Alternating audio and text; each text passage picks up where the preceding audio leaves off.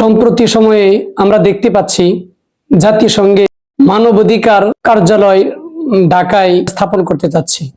আসলে জাতিসংঘের কাছে মানবাধিকার শিখতে হবে না, আমেরিকার কাছে মানবাধিকার শিখতে হবে না। মুসলমান মানবাধিকার শিক্ষা গ্রহণ করবে কোরআন থেকে, মুসলমান মানবাধিকার শিক্ষা গ্রহণ করবে হাদিস থেকে।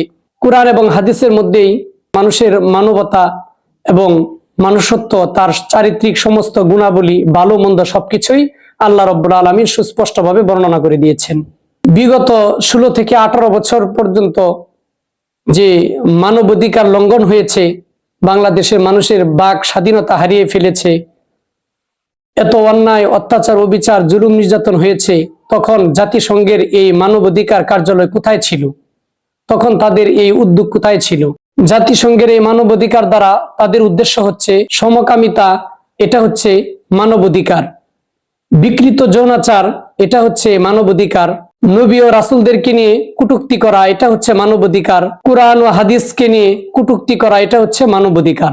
আসলে জাতিসংঘ মানবাধিকার নাম করে বাংলাদেশ থেকে মুসলমানদেরকে, কোরআন হাদিসকে, মানুষের ঈমান, আকীদা, আমলকে নিশ্চিহ্ন করতে চায়। এটাই হচ্ছে তাদের মূল লক্ষ্য, উদ্দেশ্য। জাতিসংঘের যদি মানবাধিকার কার্যালয় স্থাপন করার দ্বারা উদ্দেশ্য মানব কল্যাণ হইতো, তাহলে বেশ কিছুদিন আগে ফিলিস্তিনে গাজায় যে নৃশংস হত্যাকাণ্ড চলেছে, যুবক, বৃদ্ধ, শিশু সহ সর্বশ্রেণীর মানুষকে যে অন্যায়ভাবে হত্যা করা হয়েছে, হাজার হাজার মানুষকে যে এভাবে নির্মমভাবে হত্যা করা হয়েছে, পুরা গাজাবাসীকে ধ্বংসস্তূপে পরিণত করে দিয়েছে, তখন জাতিসংঘের এই মানবাধিকার কল্যাণ সংস্থা কোথায় ছিল? ইয়েমেনের উপর যে হামলা হয়েছে, এবং কি ইরানের উপর যখন ইসরায়েল হামলা করেছে, একাধিকবার ইরানের সেনাপ্রধানকে হত্যা করেছে এবং বিভিন্ন ব্যক্তিবর্গদেরকে তারা হত্যা করেছে, তখন জাতিসংঘের মানবাধিকার কোথায় ছিল? আসলে এটা হচ্ছে মানবাধিকার নামে নেক্সরতে একটি দুকা।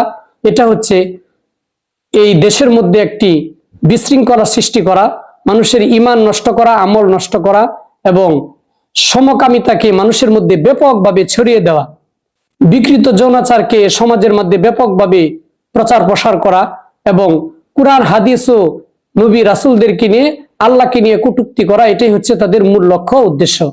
এই জন্য এই বিষয়কে নিয়ে আমাদের সজাগ দৃষ্টি রাখতে হবে।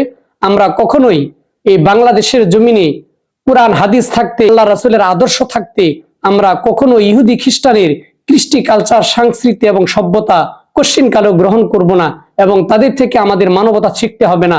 আমরা বিশ্বনবী মুহাম্মদুর রাসূলুল্লাহ সাল্লাল্লাহু আলাইহি ওয়াসাল্লামের আদর্শ অনুসরণ করেই আমাদের জীবনকে আমরা সুন্দর এবং সাফল্যমণ্ডিত করব।